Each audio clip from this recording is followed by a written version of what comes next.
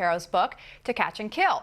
The statement published on Mediaite's website comes just days after the New York Times Ben Smith article, which was titled, "Is Ronan Farrow Too Good to Be True?" As we discussed yesterday, Smith was slamming Farrow for, quote, misleading reporting. Well, now Matt Lauer took the opportunity to publish his own response to Farrow's reporting, which ran on Mediaite, and it was a lengthy response, specifically 4,800 words. It was titled, "Why Ronan Farrow is Indeed Too Good to Be True." In it, Lauer states, "At no time did Brooke Nevels, if you remember, she's the one who accused Matt Lauer, ever use words assault or rape in regard to any accusation against me while filing her complaint with NBC." He goes on to say that it has been confirmed publicly NBC never suggested I was being accused of such an offense. They have also confirmed that publicly. He also added, "I was also disappointed but not surprised that Ronan Farrow's overall reporting faced so little scrutiny."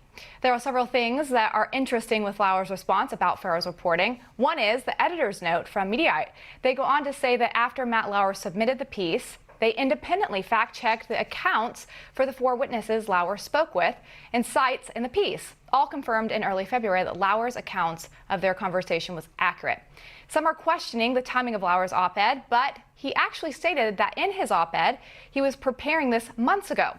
Ronan Farrow did respond to Lauer in a tweet. He said, "And all I'll say on this is that Matt Lauer is just wrong. Catch and Kill was thoroughly reported and fact-checked, including the Matt Lauer himself." But an interesting aspect of all this is the Times article. The New Yorker actually backed Farrow's reporting.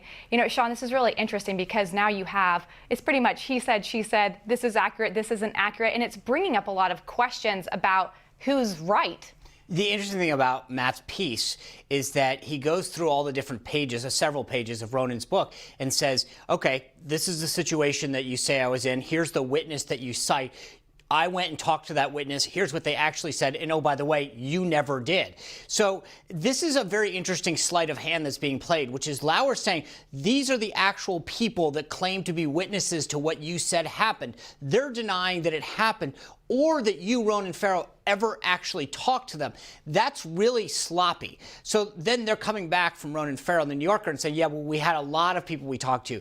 That's great. But if the person that's the witness to what you're claiming in the book has never been talked to and doesn't stand by it, then you got a big, big problem. Yeah, that's right. And I think it brings into question what we consider good journalism. Is it here? He says, you know, this is just someone who is trying to make up a story based on somebody saying it. They didn't go check anything. And one of the points that he says Ronan, primary ways in which Ronan betrayed the truth was, and I want to put this up, he says, this is his number 2 point, he failed to provide evidence, like you're saying, important communication he alleges took place between the accusers.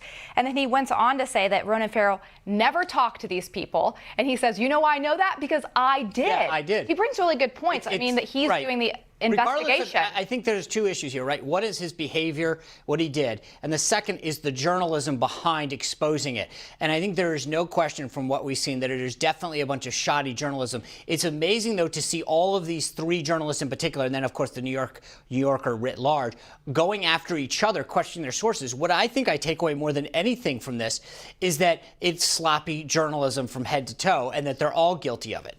Yeah, I think you make a really good point. I think the next question is what should be done next, Sean? I mean, does this kind of bring this all back up and stir up the question? I don't necessarily look at it just from the allegations there. I'm more concerned with how journalism is being handled overall, whether they're doing a profile on somebody or they're actually coming after somebody. And that's what's got to get looked at. And that makes people understand you've got to question what you read and make sure that you follow up. Don't just trust because it was written on a website.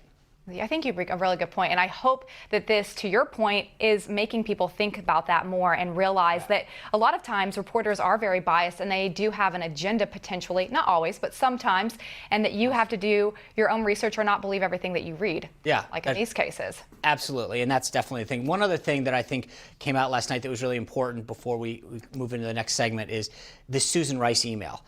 It was supposedly this big bombshell that came out, and they declassified, the Susan Rice email, which I think there's a lot. It's really interesting 2 sections to this, right? The email itself isn't that big of a deal. There's nothing that's classified in it. But what it does prove is that there was a lot of stuff going on behind the scenes, and it begs a lot of questions. Who knew what when? Yeah. Well, do you think that it's going to become something big? Because you're saying it's not as big right now. Do you think we're going to learn more and more and more about this? There's no question about it. We're going to continue to find out who knew what when, because a lot of these people denied that they had anything to do ever with unmasking Mike Flynn or involvement in anything. And what these emails are showing is that at the very least, they were lying when they said that. Yeah. Yeah. Well, I'm sure we'll be talking about this more down the road. I have a feeling that as the race heats up, we're going to see more things get declassified and sent out to find out what was going on in those early days of the transition into through the inauguration of the Trump administration. And I'll look forward to talking to you about this since you were there. All right. Well, we're going to end our show on a high note and bring you our good guys when we return.